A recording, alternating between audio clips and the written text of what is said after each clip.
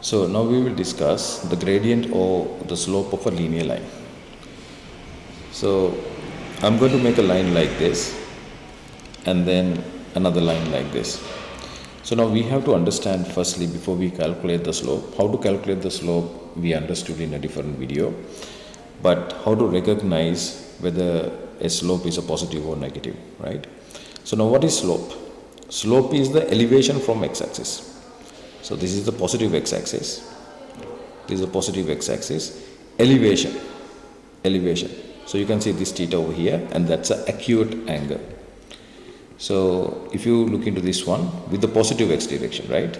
This angle is an obtuse angle. So this alpha angle is an obtuse angle, right? So elevation from the positive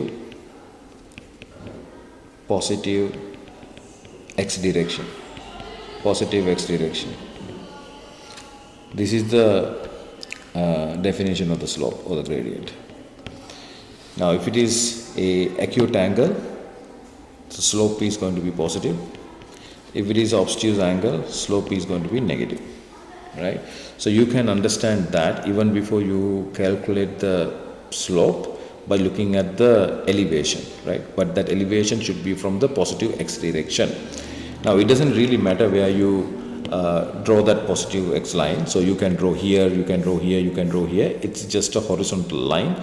You make it like this, pointing towards the positive direction, and from there you are going to measure the angle. If it is acute, slope is positive. Now let's see. So suppose here you get 1 comma 1 and here you get 2 comma 3, right? So if you find the slope here, slope is going to be 3 minus 1 divided by 2 minus 1, and it's going to be 2 divided by 1, which is going to be 2, and positive 2. And that positiveness is due to the acute angle you make with the positive x direction. So this angle is an acute angle. Another example, you get another linear line here. So suppose this is 1 comma 8, and there is another linear line which is going to be 4 comma 1.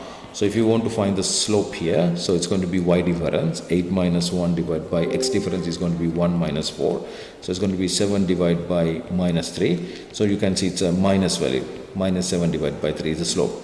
Now if you want to understand why it is minus, you make a horizontal line towards the positive x direction, and then once you get the angle, you can see that angle is obtuse. So indeed you are expecting a minus value.